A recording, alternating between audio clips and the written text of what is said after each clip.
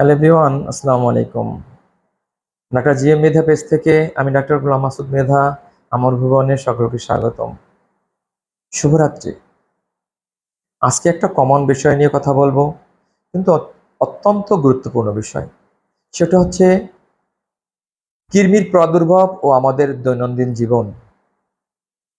আমরা অনেকেই কৃমিটাকে খুব নগণ্য একটা বিষয় হিসেবে দেখি, যেটা আমাদের জীবনের জন্য অনেক সময় কাল হয়ে যায়। আপনারা অনেকে জানেন না, বা অনেকে জানেন যে কৃমি যদি হয় আমাদের শরীরে অনেকগুলো উপসর্গ দেখা দেয়।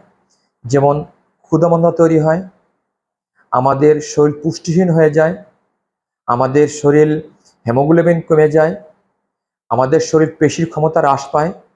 সর্বসাকুল্যে আমরা আমাদের শরীরে ইমিউন সিস্টেমটা দুর্বল হয়ে যায়। আমাদের দেহের মধ্যে যে পরজীবী রয়েছে, যে কৃমি রয়েছে, এই কৃমিগুলো আমরা যে পুষ্টিকর খাবারগুলো খাই, এই পুষ্টিকর খাবারগুলো ওর একটা অংশ ও ভাগ বসায়। যাতে করে কি হয়, আমার আমার শরীর যেটা পাওয়ার কথা ছিল সেটা কিন্তু ও বেঁচে থাকার জন্য ও নিয়ে নিচ্ছে পুষ্টিটা। তাহলে আমার শরীর কিন্তু শূন্যই থেকে যাচ্ছে। তাতে আমাদের শরীরে বিভিন্ন রকম ব্যাধি বাসা বাঁধতে শুরু করে, আমাদের শরীর দুর্বল হয়ে যায়। তাহলে আমরা কি করব? অবশ্যই নির্দিষ্ট মাত্রায় কৃমি ওষুধ খেতে হবে। যেমন আমরা বিশ্ব স্বাস্থ্য সংস্থার গাইডলাইন অনুযায়ী আমরা আগে বলতাম যে আমরা 3 মাস পর পর কৃমি ওষুধ খাবো। এখন কিন্তু এই গাইডলাইন পরিবর্তিত হয়েছে।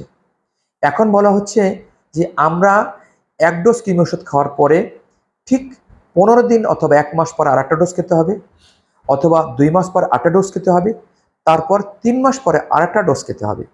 তাহলে কি হবে? এরপরে আমরা 3 মাস পর পর আমরা প্রতি 3 মাস পর পর আমরা কৃমির ওষুধ খাবো। এই মাল্টিপল ডোজগুলো যদি কমপ্লিট করা না হয়, তাহলে কৃমির যে লার্ভাগুলো আছে, লার্ভাগুলো মারা যায় না বা কৃমি মারা যায় না।